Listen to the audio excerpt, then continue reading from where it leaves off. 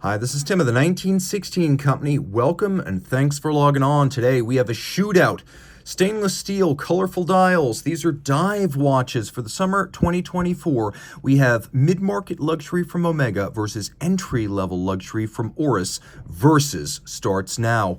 Okay, I've been hoping to have the opportunity to shoot this comparison for a while, but this particular Omega is difficult to come by. Although the Omega Seamaster family is probably better known overall than the Oris Aquis, this particular model is fresh, so we're going to talk about it first.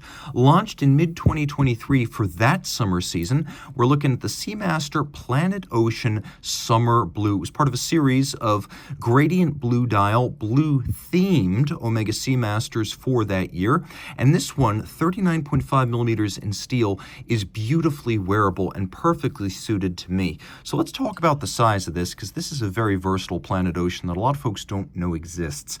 39.5 millimeters in diameter. It is 14.4 millimeters thick, and then from lug tip to lug tip, 45 millimeters with a 19 millimeter spacing between the lugs. I'm going to throw this on my wrist, which is 16 centimeters in circumference. And you can see that once on the wrist, it actually fits beautifully. Because it has pivoted end links on the bracelet, the lug-to-lug distance is the full distance across the wrist. You can see over the top, down the barrel, where you can really get a sense of how much clearance I've got on each side. And then the cuff shot. Well, it's not a thin watch. It is considerably more amenable to cuffs and lower in profile than, for example, the larger Planet Oceans, or God help us, the Ploprof. I would say that on my 16 centimeter circumference wrist, this really is the best sized Planet Ocean. So if your wrist is my size or smaller, definitely look for the 39.5. The watch features a bracelet that is immensely solid. You can see it's a 3-link design, all satin finished. There's a conforming end piece to mate it to the case better, though any standard size 19 millimeter strap will fit. Removable links on each side of the clasp, fixed in place by screws. We have a thick gauge steel single folding deployant clasp, twin trigger release. You have to press both of them to release the clasp. It will not inadvertently pop open. And we have a push button slider that gives us 9.6 millimeters of incremental adjustability. There is no fold out extension on this model, but the incremental adjustment does give you quite a bit of tailoring if you want to fine-tune the fit.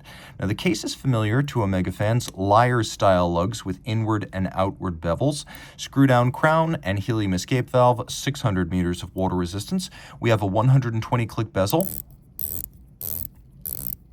that has considerably better grip thanks to the sharper knurling and better action than the Diver 300 meter. Taking a quick look at the bezel, you can see it features cyan accents inside a darker blue ceramic insert. Helium escape valve for saturation divers who live in immersive gas environments for dives lasting hours, days, or even weeks. And when they surface, they need this to prevent the helium from blowing out the crystals in the seals. The dial in zirconium oxide, that is ceramic, with applique tri-Arabic numerals, indices, a vertical satination, and a gradient blue fade. On the reverse side, you could see the image of Neptune or Poseidon, depending on your particular lineage, and whether you are Greek or of Italian descent, we can all agree that that's a cool image of a dude riding a chariot that is a seashell with horses that are seahorses, a trident, and a stamped guilloche type pattern behind him. Seamaster since 1948. The original Seamaster was not a dive watch. It was a water-resistant dress watch. It wasn't until 1957 with the 300 Seamaster that we saw a real Seamaster diver. Inside the case, caliber 8800, exactly what you'd find on the Diver 300 meter. So automatic winding, 55-hour power reserve, 1 barrel. Quick set date, stop seconds, 25,200 vibration per hour beat rate, effectively amagnetic, and passed through the METAS chronometer test, which is a fully cased-up test of the watch's chronometry that exceeds the COSC, but also a test of water resistance, shock resistance, winding efficiency, power reserve, and anti-magnetism. A lot going on there. It also has the coaxial escapement as invented by George Daniels, and it does work. In practice, it does extend the power reserve, improve accuracy, and reduce maintenance requirements. It is still probably the most exotic movement you can buy for under $50,000. So that's what you're getting right here. Taking a look at the Oris, this is a model launched in 2021, the Aquis Date Calibre 400 in 41.5 millimeters, and that is really key. The 41.5 is comparable to a 39.5. In terms of how they fit, there's very little difference. In terms of thickness right here, this is actually quite a bit less at 13.4, and there's only a 3 millimeter difference lug to lug, which is why I consider these comparable. 48 millimeters here, again 45 for the Omega. Once you throw it on the wrist, it's an easy and agreeable fit. You can see that the lugs are downward angled, which further assists with the fit. It will slide underneath just about all cuffs. Taking a look down the barrel, not a whole lot of difference here relative to the Planet Ocean. This is a lot thinner. The Planet Ocean's a bit shorter across the wrist. I consider the fit difference to be a wash. And again, my wrist 16 centimeters.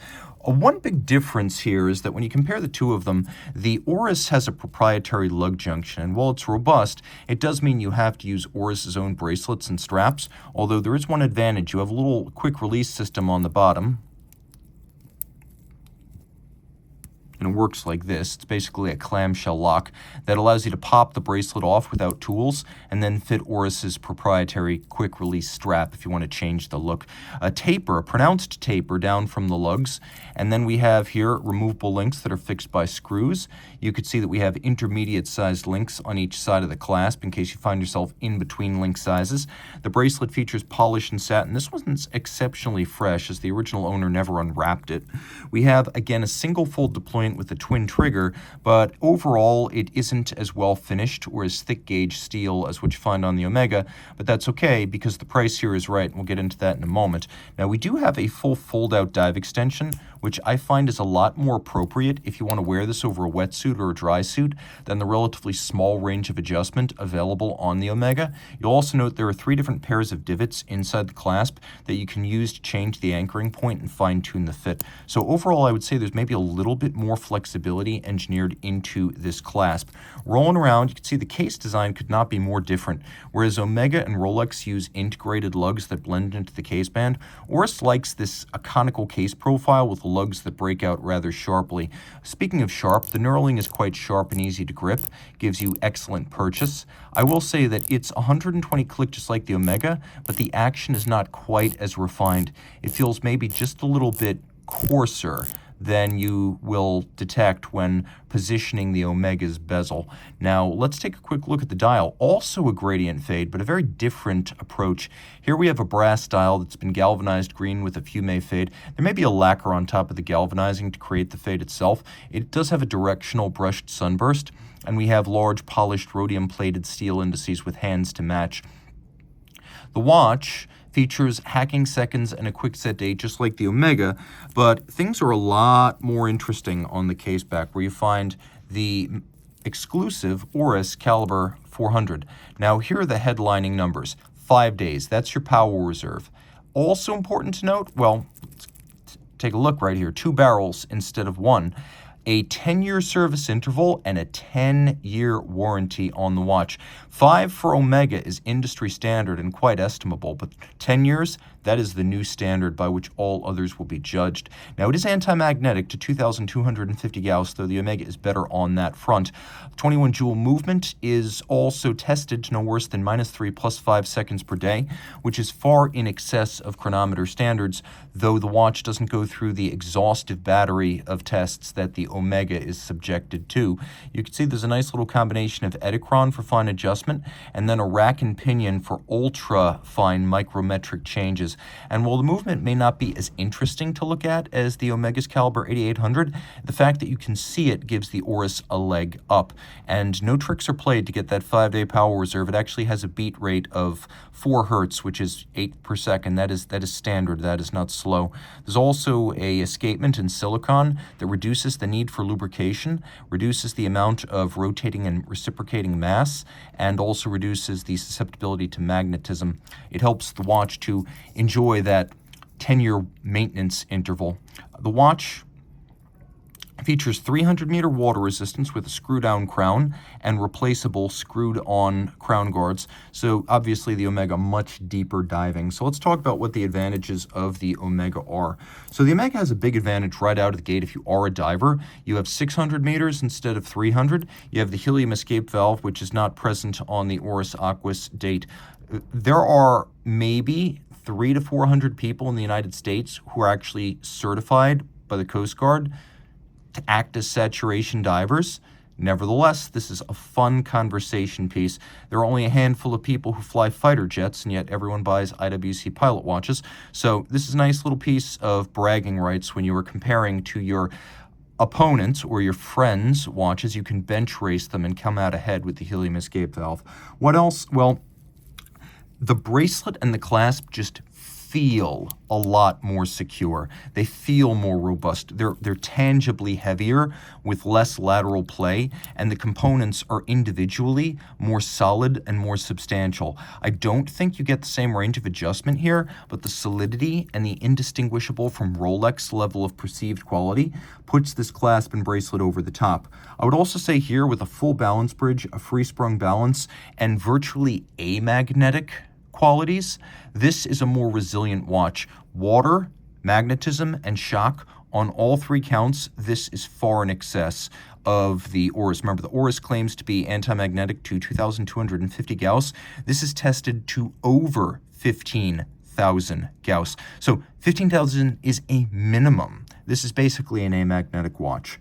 Also, I'm going to show you the lume of these two watches so you can make your mind up, but I know what my perception is. I'm going to charge these up, throw them in front of the camera, and my perception is that the lume of the Omega is superior because the minute hand and the bezel pearl are different colors, so you can more easily read them at a glance. You could see after an initial surge of luminescence, the Oris quickly fades to a level that's comparable to the Omega, but the Omega has those differentially colored bezel pearl and hands to allow easier distinction of the time elapsed while you are diving or in the dark.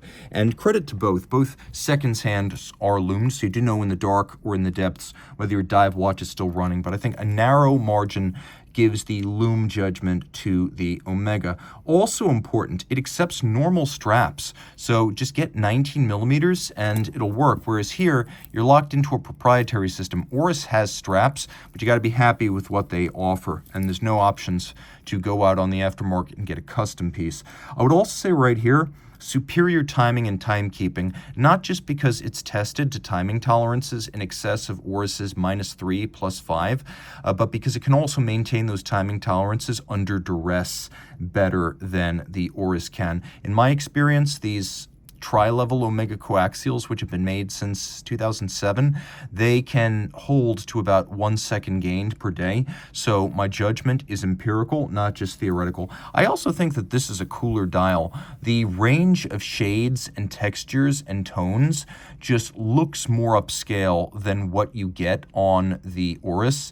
And on that basis, I think the Omega dial looks more expensive. And it is. It's twice as expensive, but I also think it looks twice as rich. Although the Oris, I should note, does not look cheap. It's just that the Omega is that much better. And the fact that ceramic is used along with fume and satin just kills me. This is an incredibly good-looking summer blue watch.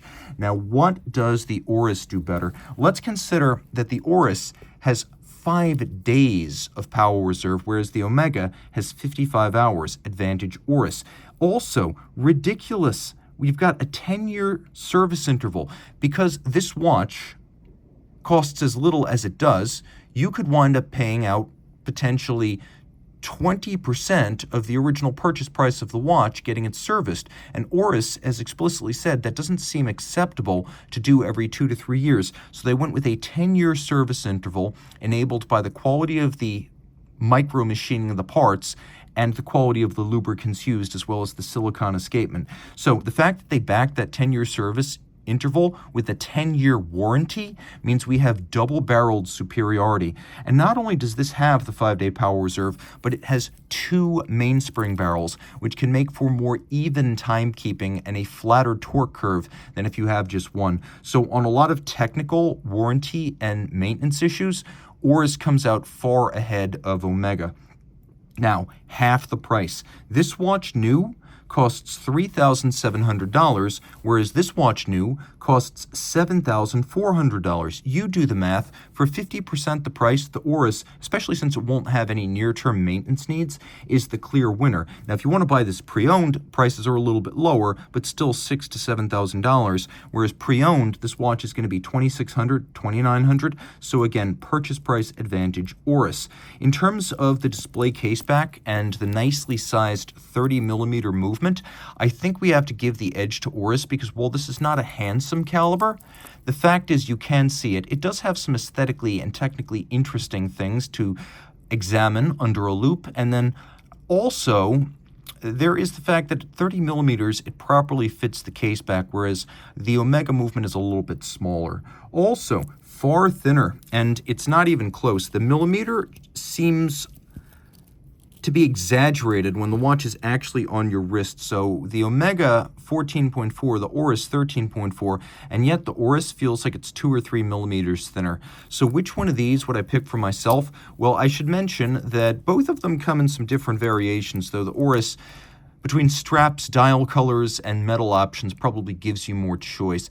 I would go with the Oris for its combination of extreme power reserve, extreme warranty, extreme service intervals, the fact that I can see the movement, and the fact that I think despite being a little bit lighter in the hand with a bit more play, the clasp offers more total adjustment with those 3 stops for the anchoring point and then the fold-out extension. The Omega does not have the fold-out extension, and while I hate swimming and getting wet, I'm definitely not a diver. I have used dive watches over winter coats and thick sweaters, so that dive extension might have more practical applications than you would imagine. So between the two of these, I think once you take the technical superiority of the Oris and the half-price deal, it's very difficult to declare the Omega the winner, although I will say this, based on dial, bezel, hands, and dial furniture, I think the Omega is the more attractive of the two watches. And I do think that if prices were equal, I might be compelled to take the Omega because technically and aesthetically, it really doesn't have any deficiencies. It's just that the Oris does so much for so little. So guys, let me know in the box below which of these you prefer, price as an object and price no object. Time out, Tim out, and thanks for logging on.